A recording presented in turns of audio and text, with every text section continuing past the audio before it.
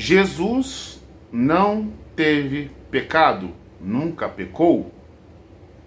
Baseado em que esse tipo de pensamento, esse tipo de crença é manifesto? Porque praticamente 100% do meio cristão acredita que realmente Jesus não pecou. Mas com que base? Naquilo que está escrito no Novo Testamento? Grande parte é assim. Eu vou ler um texto para vocês aqui, para vocês terem uma noção do que é pecado que vamos falar aqui.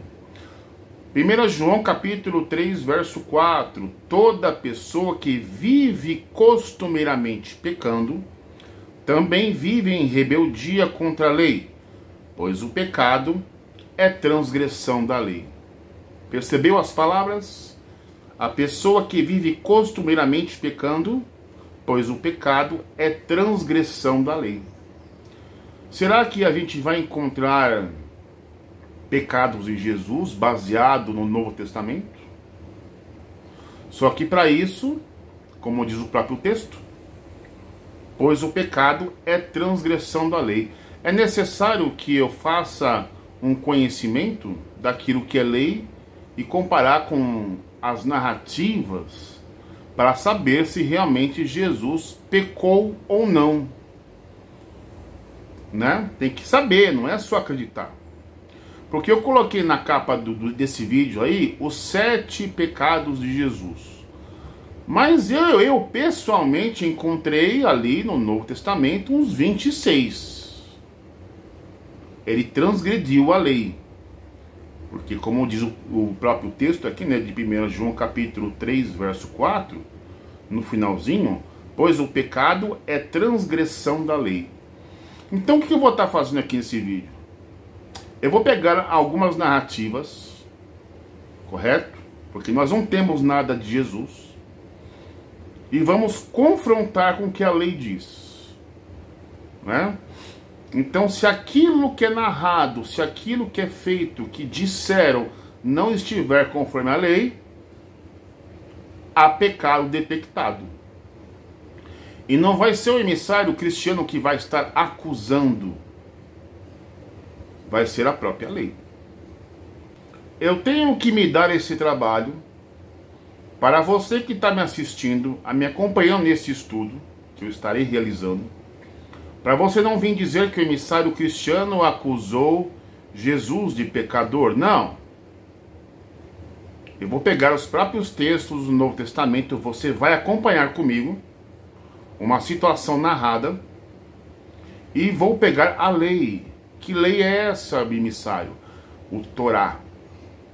O que o Torá diz e vou comparar com aquilo que Jesus fez. Aliás, Jesus não fez nada. Ali temos o que? Narrativas. Como eu disse anteriormente, nós não temos nada escrito pelo próprio Jesus. Correto? Nós simplesmente vamos fazer aqui um julgamento nos mínimos detalhes, de forma perspicaz, e você vai acompanhar comigo os pecados de Jesus, segundo o próprio Novo Testamento, mas baseado naquilo que a lei diz. Se o pecado é transgressão da lei, então você vai acompanhar comigo se Jesus transgrediu alguma lei. E se transgrediu, logo ele é um pecador. Correto? Para você não ficar dizendo que ele nunca pecou, mas se de acordo com 1 João capítulo 3, verso 4, que o pecado é a transgressão da lei, então se ele transgride uma lei, ele se faz um pecador. E por que eu venho aqui ter essa coragem de denunciar os pecados de Jesus, segundo o próprio Novo Testamento? Porque, como eu já disse, nós não temos nada a respeito de Jesus no Novo Testamento. Você tem um Evangelho segundo Jesus? Se você tiver, você deixe nos comentários e me apresente. Porque até hoje eu não encontrei. Nós temos narrativas. Então eu vou estar baseando-se nas narrativas de Mateus, Marcos, Lucas e João, né? Certas situações que, ao compararmos com a lei, Torá, você vê que Jesus transgride a lei. E que, de acordo com 1 João, o pecado é a transgressão da lei. E se você detecta comigo que ele transgride a lei, logo ele se faz um pecador. Que tipo de judeu é esse Jesus que transgride a própria lei? Mas antes da gente iniciar nosso estudo, eu venho lhe convidar calorosamente você que ainda não é inscrito neste canal. Se inscreva no canal, você que não é inscrito, deixe o seu like, deixe o seu comentário, compartilhe.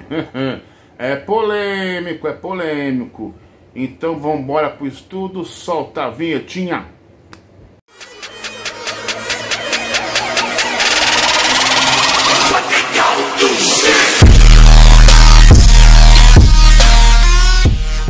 Saudações a todos inscritos e visitantes do canal Despertar de Consciência.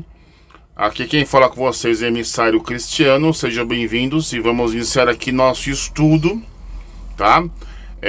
Eu vou estar utilizando nesse estudo aqui essa versão que você está vendo na tela aí, essa versão de Bíblia, uma King James atualizada, entendeu? Aqui eu uso aqui em aplicativo, correto?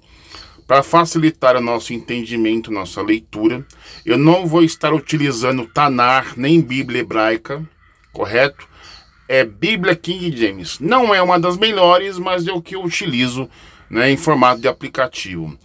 Lembrando também muito bem que eu não tenho nada contra a fé cristã e nem contra os cristãos. Nós estamos aqui fazendo um questionamento.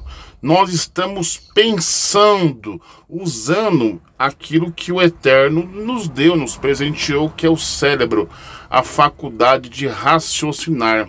Coisa que é muito raro você ver isso no meio da cristandade. Pessoas questionando, pessoas pensando. Porque as pessoas, geralmente, elas tudo pensam igual. São condicionadas a pensar de igual forma. E o que estamos fazendo aqui é o quê? Questionando as coisas. Então, como é que vai ser o procedimento desse estudo? Nós vamos separar o estudo em duas partes. A transgressão e a lei transgredida. Tá? Por que eu vou fazer isso? Porque geralmente é notado, citado no meio da cristandade que Jesus não tem pecado. Então a gente vai analisar aqui um comportamento, uma narrativa no Novo Testamento e detectar a lei transgredida, porque se é dito que ele é judeu, mas ele não é judeu de boca, ele tem que ser judeu de prática.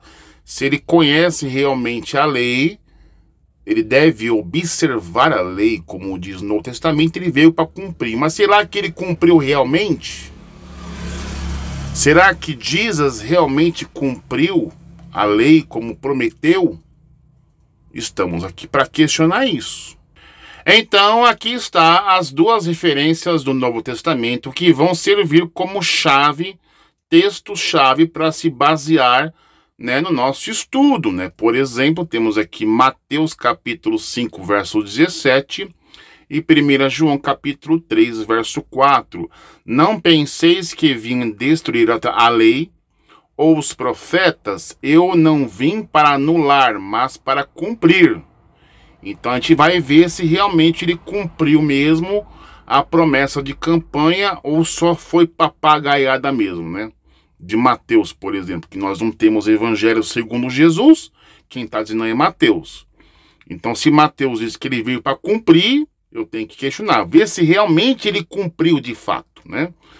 Temos aqui um texto de 1 João 3,4, onde fala que toda pessoa que vive costumeiramente pecando também vive em rebeldia contra a lei, pois o pecado é a transgressão da lei. Então, se a gente, eu, no caso, conseguir detectar um pecado, uma transgressão da lei, por parte da narrativa segundo Mateus, Marcos e Lucas e João, que supostamente disse Jesus, a gente não sabe. Então, isso faz com que Jesus seja um transgressor da lei, pois o pecado é a transgressão da lei. Porque se detectarmos lá 7 pecados de Jesus, então é uma pessoa que vive costumeiramente pecando. Uma coisa puxa a outra, que é uma pessoa rebelde contra a lei, contra o Torá. Não é 10 mandamentos só não, tá, gente? É contra a Torá. Pois o pecado é transgressão da lei. Então, se eu detecto 7 pecados de Jesus, que no total eu contei 28 pecados. Então, automaticamente, isso o faz Jesus um transgressor da lei, pois vive em rebeldia e é uma coisa que é costumeira. Você entendeu a coisa? A culpa não é de Jesus, vou deixar bem claro, a culpa é dos narradores que assim narraram a história de Jesus, tá ok? Bem, agora vamos conhecer um pouco do rei Manassés e também algumas curiosidades que muitos cristãos aí não sabem, né? Então vamos tentar aqui dar uma peça de um quebra-cabeça que vai se encaixar e que você que está me assistindo que é cristão e que você vai estar compreendendo. Vamos aqui à leitura. Percebe que eu vou anotar aqui com umas palavras em amarelo para dar um destaque. Vamos lá. O rei Manassés foi um rei de Judá. Então, obviamente, se ele foi um rei de Judá, ele era judeu, né? Que governou de 697 a.C. a 642 a.C. Ele é conhecido por ser um dos reis mais impopulares da Bíblia, devido às suas práticas idólatras e ao seu papel na corrupção do povo de Judá. Então, o que dá para entender aqui é que o rei Manassés ele era judeu, mas ser judeu, se não me engano, não define caráter.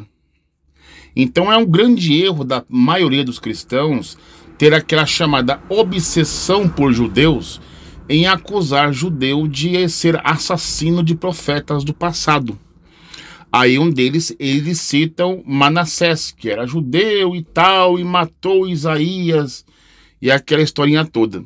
Só que os cristãos não percebem é que este rei, além de ser judeu, ele era corrupto, ele tinha um coração ruim, não tinha compromisso com o Eterno, não tinha compromisso com a Torá do Eterno, então ele era um rei desonesto e ruim.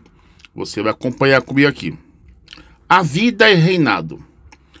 Manassés era filho do rei Ezequias e subiu ao trono com apenas 12 anos de idade. Ele governou por 55 anos, o que é um dos reinados mais longos da história de Judá. Durante o seu reinado, Manassés se afastou dos caminhos do Eterno, olha lá, o que já tinha falado, no caso, Torá, e adotou práticas idólatras, incluindo a adoração de Baal e Aserá, né? Era bem diferente porque tinha uma geração de israelitas também que adorava a Trindade também. Além de colocar Baal e Aserá, eles colocavam o Eterno junto. Aí deram aquelas coisinhas chamadas que o Eterno tinha uma esposa, a tal da Xerá. Israel fez isso, adorou a Trindade. A mesma coisa, alguns cristãos também cometem este mesmo pecado da idolatria e da Trindade, né? Em vez de eles aprender a correr de Israel, eles cometem as mesmas práticas dos israelitas. O cristianismo é uma benção, né, gente? Ele também construiu altares para os ídolos e sacrificou seus próprios filhos em honra a Moloque. Olha os níveis, né? As consequências de suas ações. As ações de Manassés tiveram consequências devastadoras para Judá. O Eterno enviou profetas para advertir Manassés e o povo de Judá, mas eles não ouviram. Com o resultado, o Eterno permitiu que os assírios invadissem Judá e levassem Manassés cativo para a Babilônia. Lá, Manassés se arrependeu de suas ações e voltou a seguir só o Eterno. Essa informação que Manassés voltou ao Eterno, eu não tenho certeza, tá ok? Se você que está me assistindo aí conhece, confirma esta informação que o rei Manassés se arrependeu e voltou aos caminhos antigos, às veredas antigas da Torá, coloca nos comentários aí, deixa a referência bíblica que eu quero saber também. A morte e legado. Manassés morreu na Babilônia, mas seu corpo foi trazido de volta para Jerusalém e enterrado no jardim de Uza.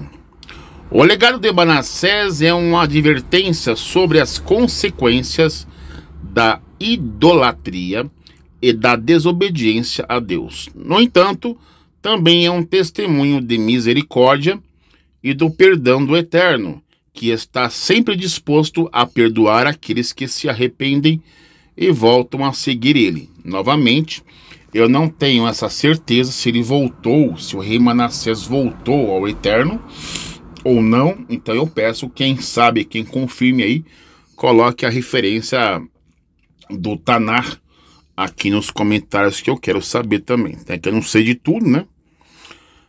De acordo com a tradição cristã, o rei Manassés teria matado o profeta Isaías. É aquilo que eu havia falado, que grande maioria tem uma obsessão por judeus em acusar os judeus de serem assassinos de profetas, baseado naquelas narrativas de Mateus e Lucas que a gente leu anteriormente. Aí eles acusam lá o rei Manassés, porque ele era judeu e matou o profeta Isaías, né? Só que agora esclareci que o rei Manassés era coração ruim, maldoso e corrupto. E no caso que a gente leu aqui, ele também praticou idolatria e servia a outros deuses. Uma prática dessa, a pessoa não está com o Eterno nem com a Torá, né? Ele está paganizado. Então, ser judeu não define caráter, né? Esta informação não está registrada na Bíblia, mas sim em fontes extra-bíblicas, como a obra de Ascensão de Isaías. A Ascensão de Isaías é um apócrifo da Bíblia, no caso que eu tenho esse livro aqui. Só que essa história do rei Manassés matando ou mandando matar o profeta Isaías nesse apócrifo é um apócrifo cristão, tá? Tem um negócio lá do Samael, que é o diabo, mistura Espírito Santo, entendeu? É uma suruba. Na verdade, não foi, de acordo com o livro Ascensão, não foi Manassés que matou Isaías. Ele mandou seus servos matar e serrar o profeta, mas que ao mesmo tempo Samael, o que dá a entender que Samael, que no caso é o diabo, usou o rei Manassés para dar ordem aos soldados para poder serrar o profeta no meio. É mais ou menos isso aí. E se não me engano, tem umas fontes também no Talmud. Talmud também fala dessa história desse rei Manassés, né? Só que na versão original, né? Dá uma explicaçãozinha lá. De acordo com essas fontes, Manassés teria ordenado que Isaías fosse serrado ao meio com uma serra de madeira, com castigo por suas profecias contra o rei e o seu povo. No entanto, é importante notar que a historicidade desse evento é questionada por muitos estudiosos e não há consenso sobre a sua veracidade. Entendeu? É só isso. Bem, agora vamos começar a conferir a primeira transgressão. Tá bom? Solta aí. Bem, vamos começar aqui a nossa análise dos textos, né? As passagens do Novo Testamento, onde supostamente são narradas. Não temos nada de Jesus registrado, então temos a obrigação de questionar essas narrativas, né? E uma dessas narrativas temos aí no caso, né? Temos aí no caso Mateus capítulo 23, verso 35 e Lucas capítulo 11, 51. Acompanhem comigo nessa leitura. E desta maneira sobre vós recairá todo o sangue justo derramado na terra, desde o sangue do justo Abel até o sangue de Zacarias, filho de Baraquias, a quem mataste entre o santuário e o altar. E que desde o sangue de Abel até o sangue de Zacarias, que foi morto entre o altar e o santuário, sim, eu vos asseguro, contas de tudo isso deverão ser prestadas por esta geração. Aí a pergunta que não quer calar: qual acusação o emissário teria nessas passagens, gente? Mateus está acusando os judeus de terem matado essas pessoas. Zacarias, filho de Baraquias, né? Temos aí, ó, Abel. Desde o sangue de Abel, Mateus está acusando os judeus de ter matado essas pessoas lá desde Abel, né? E ainda no final aqui, em Lucas 11:51, ele faz uma ameaça. Mateus faz uma ameaça lá. Eles vão ter que prestar contas de tudo isso por esta geração, gente. Será que isso é verdade? Vamos ver agora a lei transgredida. Aqui está a lei transgredida, né? Porque, como eu disse anteriormente, nós não temos nada escrito pelo próprio Jesus, né? Então vamos colocar aqui Mateus e Lucas que transgrediu. Os transgressores da lei são Mateus e Lucas, no caso. Mas como o texto aqui é os 7 pecados de Jesus, então Jesus, ele transgrediu essa lei. Êxodo capítulo 20, verso 16, não darás falso testemunho contra o seu próximo, no caso, dando falso testemunho contra judeu. E no caso, Êxodo capítulo 23, verso 1, não espalharás notícias falsas, nem darás a mão ao ímpio para seres testemunha de injustiça. Só que cabe uma outra pergunta, né? Uma outra pergunta que não quer calar. Qual é a pergunta?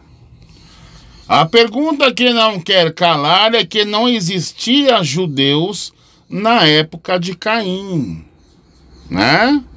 Alguém já parou para pensar nisso? Me apresente, por gentileza, se existia judeu na época de Abel, por exemplo. Existia? Não. Então essa narrativa toda aí são falsos testemunhos, notícias falsas. Acabou. Então, se nós detectamos uma falha onde é narrado através de Mateus e Lucas, então, no caso, Jesus pecou, porque o mandamento fala para não dar falso testemunho. E por que ele deu? Né? Porque colocar a culpa em judeu por matar gerações desde Abel é pecado. Mas um judeu, o tal de rei Manassés, ele era judeu. Era um rei mau, perverso, que desviou-se do eterno, né? Não queria saber de Torá, não queria saber do eterno, era um judeu mau e perverso. Você conhece esse judeu? Vamos dar uma olhadinha? Bem, agora vamos para o segundo pecado de Jesus. Ele chama uma estrangeira de cadela. E na sequência a gente vai ver lá na lei o que a lei recomenda quando você vai tratar um estrangeiro, né? Bem, o texto está aqui, né? Mateus capítulo 15, verso 21. Jesus atende o clamor dos gentios, né? Vamos ver por que ele chamou a mulher de cadela. Deixando aquele lugar, Jesus retirou-se para a região de Tiro e de Sidom. E eis que uma mulher cananeia, aqui no caso é uma mulher estrangeira, natural daquelas regiões, veio a ele, clamando: Senhor, filho de Davi, tem compaixão de mim. Minha filha está horrivelmente tomada pelo dêmon. Ele, porém, não lhe respondeu qualquer palavra. É tipo assim, né? Ignorou. Então os seus discípulos, aproximando-se, pediram-lhe: manda esta mulher embora, pois vem gritando atrás de nós. Ao que Jesus explicou: eu não fui enviado senão as ovelhas perdidas da casa de Israel. Quer dizer, até o momento ele ignorou a estrangeira, né, no caso.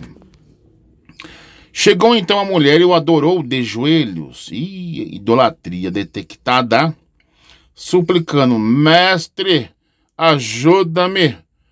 Ao que Jesus respondeu: não é justo tirar o pão dos próprios filhos para alimentar os cães de estimação. Olha só, Jesus chamando a estrangeira de cadela, cães de estimação, cadela adestrada, em outras palavras, né? Ela, porém, replicou: sim, Senhor, mas até os cães de estimação comem das migalhas que caem nas mesas dos seus donos. Quer dizer, ela admitiu. O pior é isso, gente. A mulher assume a posição de cadela, animal, né? Então Jesus exclamou: ó mulher, grande a tua fé, seja feito a ti conforme queres. E naquele exato momento a sua filha ficou sã. Quer dizer, a mulher teve que se humilhar, se rebaixando para Jesus como um animal, né? Aceitando a posição de cadela de estimação. Aí Jesus curtiu e abençoou ela, né? Agora vamos ver qual a transgressão que Jesus cometeu em cima disso aí. Bem, aqui nós temos a passagem, duas, aliás, né? Deuteronômio capítulo 10, verso 19 e Levítico capítulo 19, verso 34. Vamos ler aqui. Portanto, amareis o estrangeiro, porque fostes igualmente peregrinos na terra do Egito. Jesus amou o estrangeiro, se amasse não trataria ela como cadela de estimação, preconceito, né? Por assim dizer, né? Levítico 19:34, o forasteiro que mora convosco será para vós como um compatriota, e tu o amarás como a ti mesmo, pois fostes igualmente estrangeiro na terra do Egito. Eu sou o eterno Yahvé, vosso Deus. Por acaso Jesus veio cumprir a lei? Essa aqui não cumpriu não, porque se cumprisse, não trataria a estrangeira chamando-la de cadela de estimação, né? Mas para não ser ninguém me falar aqui que eu sou desonesto, eu vou pegar aqui uma Bíblia King James atualizada, uma tradução, e lá tem um comentário lá dos pastores, para vocês verem como eles passam o pano, como eles dão faz um malabarismo, né? Vamos ver aí. Bem, aqui está a Bíblia King James Fiel, Mateus capítulo 15, verso 21, a mulher cananeia, né? E aqui embaixo tem um comentáriozinho. Vamos ler o comentário aqui para você ver como os pastores, eles passam o pano, enxugam o gelo, faz o malabarismo, né? A expressão cananeia ocorre muitas vezes no Antigo Testamento, mas no Novo, apenas aqui. Tem a ver com os descendentes dos cananeus que Josué expulsou de Canaã, a terra prometida, cuja civilização ficou estabelecida na cidade de Tiro. Marcos chamava essa senhora de grega, ou gentia, quer dizer helênica. Helênica será que vem do helenismo? Por causa de sua origem sírio-fenícia, Marcos 7, 26. A palavra cães de estimação, ou cachorrinhos, como em algumas versões, vem do grego original kunarion, que significa pequenos cães de colo, né? Cachorros de estimação, né? Enfim. Jesus precisava deixar claro que a prioridade máxima de sua missão era salvar os judeus, e por algum motivo aquela senhora grega gentia compreendeu perfeitamente a mensagem de Jesus e reverentemente usou a própria metáfora, olha só, metáfora do Senhor para reivindicar seu espaço no coração compassivo de Cristo. A fé daquela mulher humilde mostrou maior, mais verdadeira e pura que a fé demonstrada pelos mestres e líderes religiosos que haviam contestado a santidade ou a pureza religiosa de Jesus e seus discípulos, né? Mas independente dessa opinião aqui, né, queria deixar bem claro, a metáfora Jesus não deixou de chamá-la de cães de colo, cachorrinho, cadela, cães de estimação, né? Tratar uma estrangeira aí como animal que come restos de animais, com baba, com saliva e dá pro cachorro comer. E vamos para a terceira transgressão de JC. Se liga aí. Livro de Marcos, capítulo 11, verso 12 ao 14, onde Jesus, ele amaldiçoa uma figueira, né? Aqui temos aqui a King James atualizada e começa aqui, ó. Então essa mesma narrativa você pode encontrar em Mateus 21, 12 ao 17 e Lucas 19, 45 ao 48. No dia seguinte, enquanto estavam saindo de Betânia, Jesus teve fome. E avistando ao longe uma figueira com folhas, foi verificar se encontraria nela algum fruto.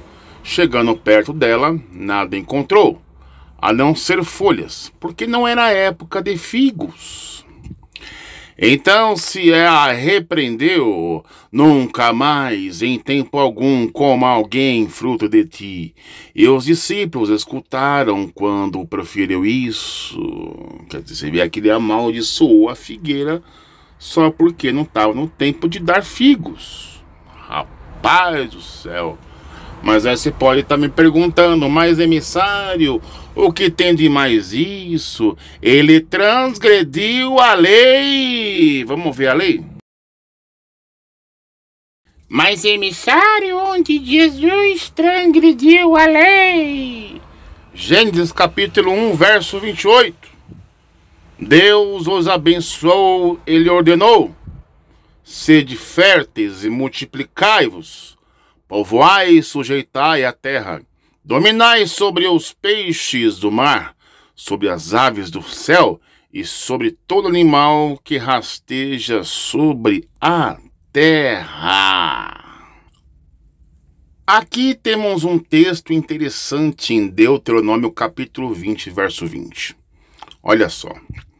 Somente a árvore que souberes que é árvore que não dá frutos, que se comam, esta então poderás cortá-la e talhá-la, para fazer instrumentos que ajudem o cerco, até que tenhas conquistado definitivamente a cidade que está em guerra contra vós. Tá vendo? Então é para manter a árvore lá, não é para amaldiçoar, porque ela tem uma servidão. Tá vendo? Aqui fala de estratégias de conquista total. E lá no verso 20 fala de uma árvore. Tá vendo? Então não pode amaldiçoar, porque ela pode servir como instrumentos de guerra. Livro do Salmo, capítulo 1. Olha só, os crentes gostam muito do livro de Salmos, né? Apesar que Salmo não é lei, né? Mas tem um versículo interessante que nos chama atenção. O verso 3. Ele é como árvore plantada à margem de águas correntes, dá fruto no tempo apropriado, e suas folhas não murcham, tudo quanto realiza prospera. Então por que Jesus, ele não lembrou deste salmo, né? Olha só, no tempo apropriado, como que aqui, ó, dá fruto no tempo apropriado. Então Jesus esqueceu desse detalhe. Deveria esperar a árvore, a figueira, dar figos no tempo apropriado, né? E não chegar lá e chegar amaldiçoando, né? Agora vamos para a quarta transgressão. Lembrando a todos que eu não estou me referindo a Jesus ou Yahshua e Yeshua. É narrativa. Então eu não vou botar a culpa no seu Messias, não. Vou botar a culpa no narrador que escreveu tudo isso. Pegou mal. Mas a verdade tem que ser dita. Nós não temos evangelho segundo Jesus, Yahshua e Yeshua. Não tem nada, nada. Tudo narrativa. Vamos lá. A quebra do Shabat. Livro de João, capítulo 5, verso 18. Diz o seguinte. Vamos ver aqui. Por isso os judeus ainda mais procuravam matá-lo, porque não somente violava o sábado, mas também dizia que Deus era o seu pai, fazendo a si próprio igual a Deus. Isso aqui já é um problema, né? Ser acusado de ser violador do sábado, né? Mas o que ele fez para violar o sábado, né, gente? Lucas capítulo 6, verso 1. Jesus é Senhor do sábado. Vamos ver aqui.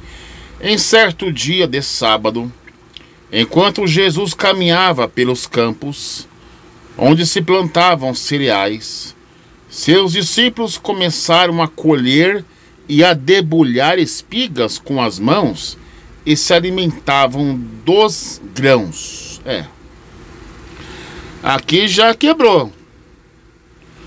Porque, no caso, ele caminhava pelos campos no sábado. Então, Jesus não via problema nenhum um judeu ficar perambulando para cima e para baixo no Shabat. É proibido, não pode fazer isso, né? E no caso, no Shabat, eles começaram a colher e a debulhar espigas com as mãos. Já outra lei quebrada aqui. Mas Jesus não vê problema nenhum nessas coisas, né? Aqui temos também algum problema também, né? João capítulo 5. A cura do homem de Betesda. Vamos ler até o 8 ali, ó. Ordenou-lhe Jesus: levanta-te, apanha o teu leito e anda. E imediatamente o homem ficou curado, pegou seu leito e andou. E aquele dia era sábado. Por isso disseram os judeus aos que fora curado: é sábado e não te é permitido carregar o teu leito. Rapaz. Então o que Jesus acabou fazendo, né? Ele entendeu, Jesus, que não é errado apanhar o leito e caminhar. Quer dizer, já é proibido perambular no Shabat, né? E ainda apanhar o teu leito e anda. Aí você deve estar me perguntando: mas emissário Cristiano, aonde existe na lei que é proibido carregar o leito e andar? Mas é agora que eu vou lhe mostrar. Está aqui Êxodo capítulo 20, verso 8 em diante. Lembra-te dos dias de Shabat, sábado, para santificá-lo. Trabalharás 6 dias e neles realizará todos os teus serviços. Contudo, o 7º dia da semana é o Shabat, ou sábado, consagrado a Yahvé, teu Deus. Não farás nesse dia nenhum serviço, nem tu, nem o teu filho, nem a tua filha, nem teu escravo, nem tua escrava, nem teu animal, nem os estrangeiros que estiverem morando em tuas cidades. Porquanto em 6 dias eu, o Senhor, fiz o céu, a terra, o mar e tudo o que há neles. Mas no 7º dia descansei. Foi por esse motivo que eu, o Senhor, abençoei o Shabat. E eu separei para ser um dia santo. Só que Jesus não quis saber desta lei. Ele quebrou e ensinou os outros a quebrar, né? Não tem problema nenhum andar, ficar perambulando no Shabat. O judeu pode, estava andando, né? Entendeu? Carregar o leito, né? Carregar peso, essas coisas. Mas vamos pegar mais. Olha só, Êxodo capítulo 34, verso 21. 3 grandes festas para Deus. Vamos pegar aqui o 21, que vai falar exatamente sobre o que estamos tratando. Trabalharás durante 6 dias, contudo, descansa no 7º dia, tanto na época de arar como de colheita. Mas Jesus não respeitou isso aqui, foi lá e pegou as espigas lá, no meio do campo dos outros, né? Guardarás a festa das semanas, as primícias da colheita do trigo, e a festa do encerramento da colheita, no fim do ano. 3 vezes por todos os homens do teu povo comparecerão diante de Yahvé, o soberano Deus de Israel. Mas praticamente o 21 já resolveu, né? não pode colher no Shabat. Olha lá, trabalharás durante 6 dias, contudo, descanse no 7º dia, tanto na época de arar como de colheita. Não pode colher. Jesus foi lá e colheu. Aliás, ele não colheu, né? Ele ensinou os seus discípulos a colher, para não levar culpa, né? Espertinho Jesus, né? Temos aqui também a última ocorrência da transgressão de Jesus, Êxodo capítulo 16, verso 27 ao 29. Mesmo assim, no 7º dia saíram alguns do teu povo para colhê-lo, porém, de fato, não o acharam.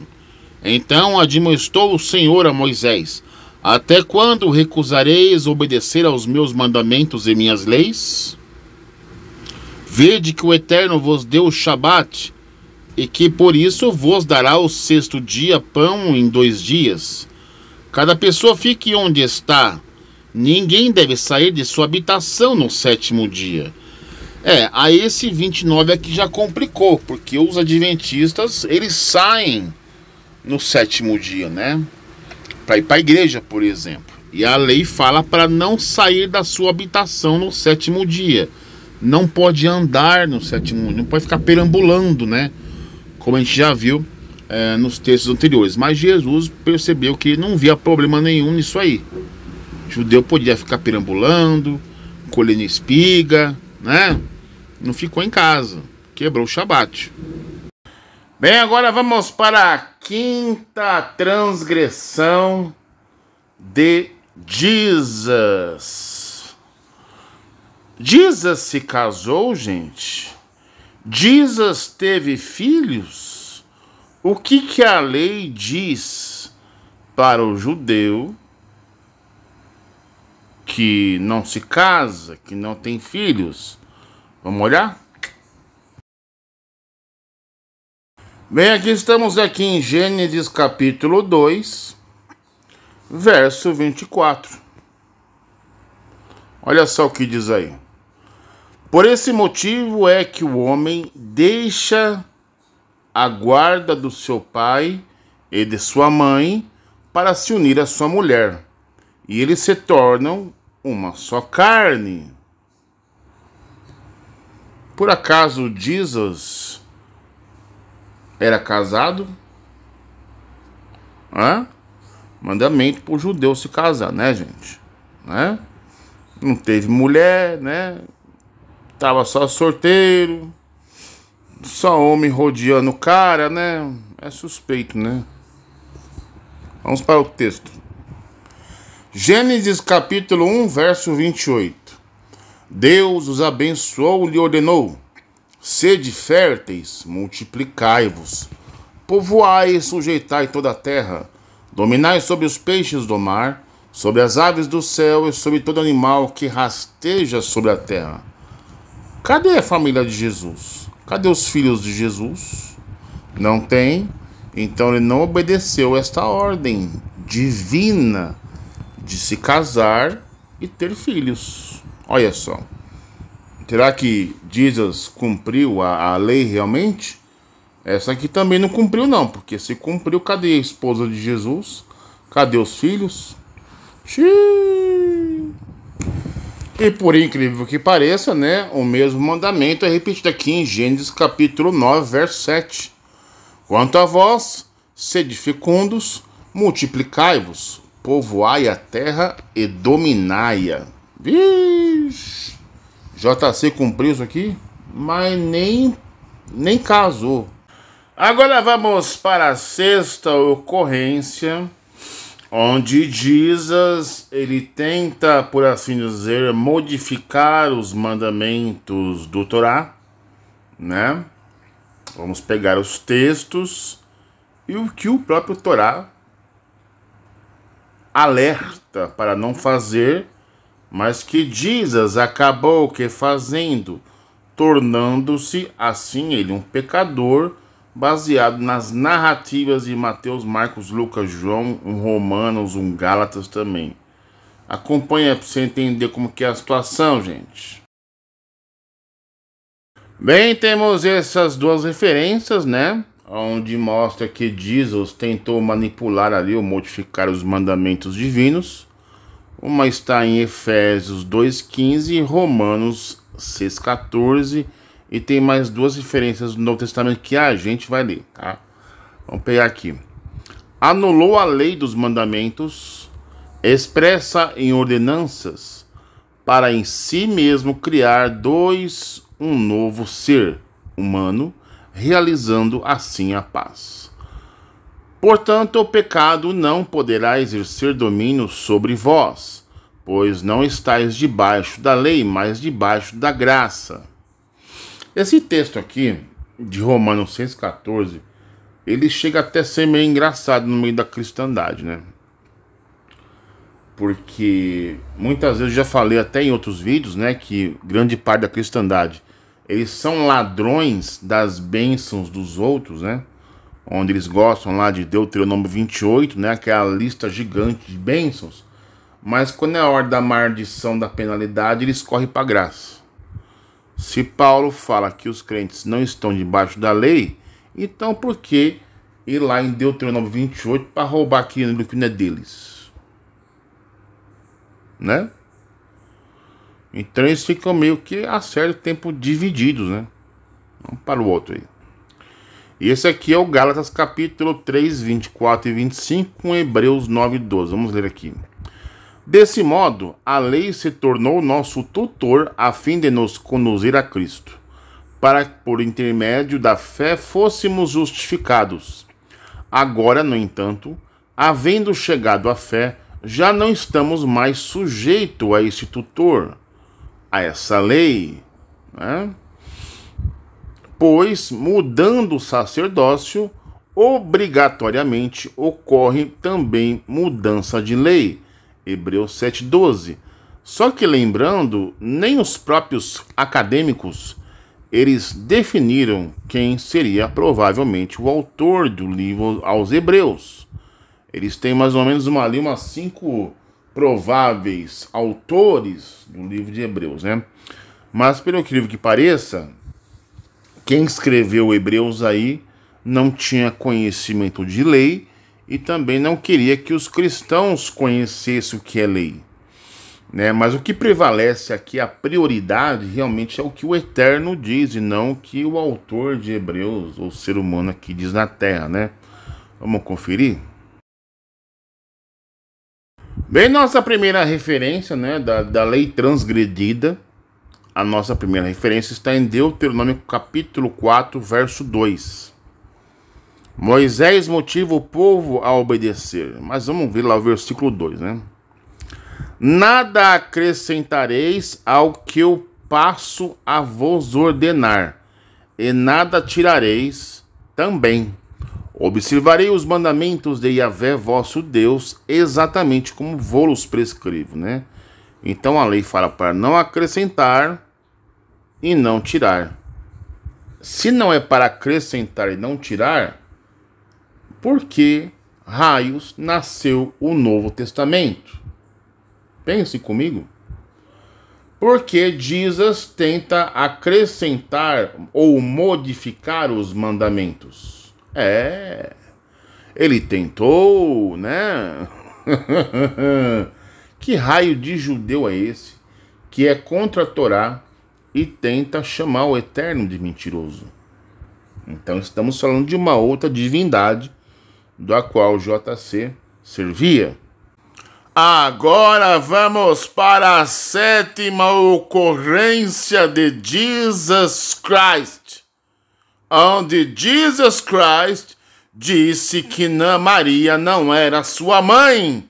É um pecado! Sorta aí. Livro de Mateus, capítulo 12, verso 46 em diante. A mãe e os irmãos de Jesus. Vamos ler. Enquanto Jesus estava pregando à grande multidão, do lado de fora, sua mother e seus brothers procuravam falar com ele.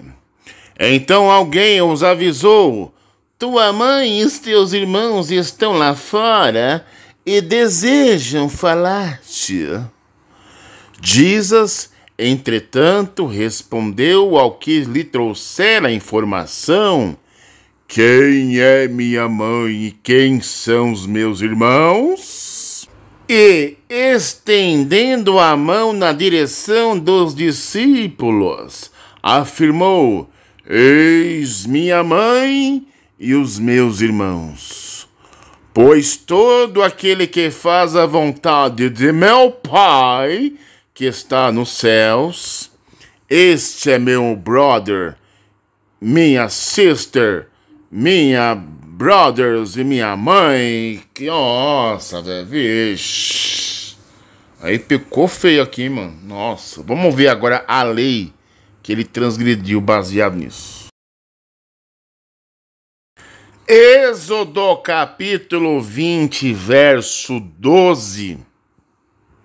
Olha o que Jesus deveria ter feito. Honra teu pai e tua mãe, a fim de que venhas a ter vida longa na terra que Yahvé, o teu Deus, te dá. Jesus deveria honrar o seu pai e sua mãe, mas ele não fez isso. É por isso que, de tanto que ele pecou, a vida dele foi encurtada. Deveria ser longa, aqui ó, vida longa, mas não foi. Foi até os 33 na terra.